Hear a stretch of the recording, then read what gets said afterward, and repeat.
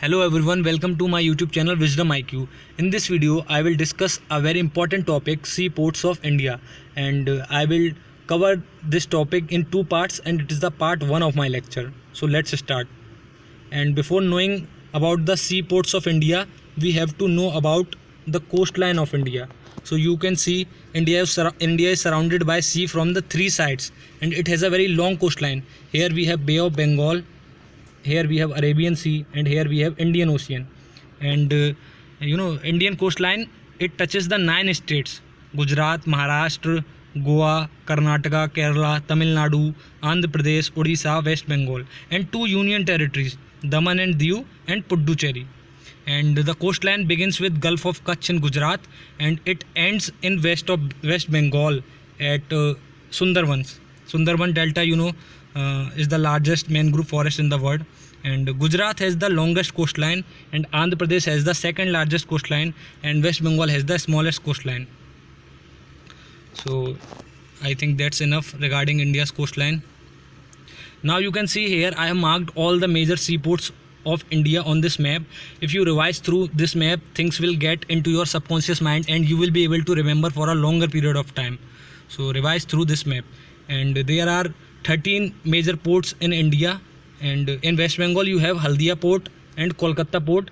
They are considered to be as one port. Okay, so now we have Kandla port, Vadhavan port, Mumbai port, Jawaharlal Nehru port. Now in the further we will discuss in detail. Okay, now talking about Gujarat has one major port, and it is Kandla port. It is also known as Deen Dayal Upadhyaya port, and it also has some important minor ports which are Mundra port, Pipavav port, Jafrabad port, Mithivardi port, Jakhau port, Dahej port, Navlakhi port, and Bhavnagar port. So talking about Kandla port, it connects India with the western part of the world, Middle East, Mediterranean, America, Europe. All of these are connected to India through this port. And Deen Dayal Upadhyaya port, it is also known as Deen Dayal Upadhyaya port. Who was Deen Dayal Upadhyaya? Deen Dayal Upadhyaya was the leader of Bharatiya Jan Sangh Party. So basically before Bharatiya Janata Party, it was known as Bharatiya Jan Sangh. And it is the busiest port in India, and it is located in Gulf of Kutch, and it is a tidal port. Yes, it is important. What is a tidal port? Tidal ports are the ports in which the water level within the port changes with the ocean tides. If there is a high tide, then the water increases, and if there is the low tide, the water decreases. And it is also, earlier it was also known as Maharao Khengarji port, and it is the largest port of India in terms of volume of cargo handled. Yes, and it also has a record of handling 100 MMT, million metric tons cargoes in a year. What is now talking about Maharashtra? Maharashtra has 4 important minor ports. They are Rewanda port, Vijayadurga port, Tarapur port, and Ratnagiri port. And it also has 3 major ports: Jawaharlal Nehru ports, Mumbai port, and Vadhavan port. This is the recent one, Vadhavan port. Now talking about Jawaharlal Nehru port, and the port is built on the Arabian Sea, and it is accessible through the Thane Creek. And it is also known as Nhava Sheva. This is important, and it is the largest container port in India. And this Jawaharlal Nehru port was built to reduce the traffic of Mumbai port. And Jawaharlal Nehru port is the terminal or station of Western Dedicated Freight Corridor. It is one of the terminal or station of the Western Dedicated Freight Corridor. What is our Dedicated Freight Corridor? See, usually freight and passenger trains, they run on the same railway track. So sometimes freight trains are those trains which carry good. Okay, so they run on the same railway track. So sometimes freight trains are stopped so that the passenger trains can pass, but due to this there is a delay in delivery of goods. So government has decided to build dedicated freight corridors, where only goods train can run. And so basically DFC, or Dedicated Freight Corridor, is a railway route which is dedicated to freight traffic movement only. And Dedicated Freight Corridors has many loading stations, or which are also known as terminals. So Jawaharlal Nehru port is also one of the terminal of the Western Dedicated Freight Corridor. Now we have Mumbai port. It is located in Mumbai Harbour which is also known as front bay. And Mumbai seaport is a natural port. What is a natural port? Basically it was not artificially built. The ships could dock naturally at this port, and that is why it is called a natural port. And just like Kandala port, Mumbai port connects India with the western part of the world, and it is the largest port of the country. I am talking area wise, and it is administered by Mumbai Port Trust. See, every port in India is under every major port in India is under the central government, but they are administered by particular port trust. So Mumbai Port Trust is administered by Mumbai Port Trust. Mumbai Port is administered by Mumbai Port Trust, and it is a natural deep water harbour. I have already explained to you. Yes, and it also has 3 enclosed wet docks, which are Princess Dock, Victoria Dock, and Indira Dock. What are wet docks? See, you should know the difference between a port, a dockyard, and a harbour.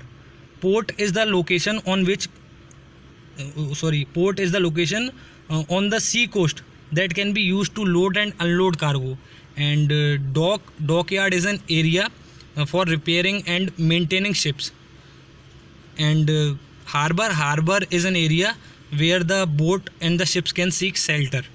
They can be tied with the chains, and they can be left there safely at harbor. And dockyard, talking about dockyard, we have 2 types of dockyard. One is wet dockyard and another is dry dockyard. So in the wet dockyard, the water is maintained at a level so that ship is able to float, and it can be repaired there at the dockyard. Then we have Vadhavan port. It is the 13th major port of India and the latest one, and it will be set up at Vadhavan near Dhanau in Maharashtra, and it will be developed on landlord model. What is a landlord model? In the landlord model, the publicly governed port authority acts as the regulatory body or as a landlord, while the private companies carry out port operations. So at the end, the private company, when they earn the profit, they give some of the share of the profit to the government. And in this port, Jawaharlal Nehru port will have share of more than 50%. And with the development of this port, India will become one of the countries in the top 10 container ports in the world. Now we have Karnataka. In Karnataka, we have some minor ports, which are Kundapura port, Padubidri port, Bhatkal port, Malpe port, Karwar port, and Hangarkata port. And the major port in Karnataka is New Mangalore port. The New Mangalore port is situated at the confluence of Gurupura River and Arabian Sea, and it is administered by New Mangalore Port Trust. And earlier it was known as Panambur port, and it was inaugurated by then Prime Minister of India, Mrs. Indira Gandhi. And it is a deep water all-weather port. It can operate in any weather. Now we have Goa. In Goa we have 5 important minor ports: Panji or Panjim port, Betul port, Tirakol port, Chapora port, and Talpona port. And we also have one major port, which is Morumgao port. Talking about Morumgao port, it is it lies on the mouth of the river Zuari, and the port is connected by its own railway line, and it is a natural harbour, and it is the leading iron ore exporting port of India. Now we have Kerala. In Kerala we have 4 important minor ports: Alappuzha port, Kollam port, Kozhikode port, Kozhikode is also known as Calicut, and Nindakara port. And the major port in Kerala is Kochi port. Kochi port, it is located at the head of Vembanad Lake, and it is also known as the Queen of the Arabian Sea, and it is located between 2 islands, Willingdon and Valarpadam Island. And Vembanad Lake is also known as Kochi Lake, and it is home to India's largest dried rock. The largest dried rock of India is located in Kochi port, and it is also a natural harbour, just like Mumbai port, and it provides crude oil to Kochi Oil Refinery, and it is administered by Cochin Port Trust. So that's all in this video. I hope you got some knowledge from this video.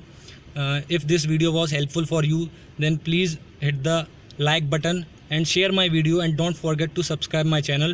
And if you want PDF of all my lectures, you can follow Wisdom IQ on Telegram, and you can also follow Wisdom IQ on Instagram. The link has been provided in the description. Thank you.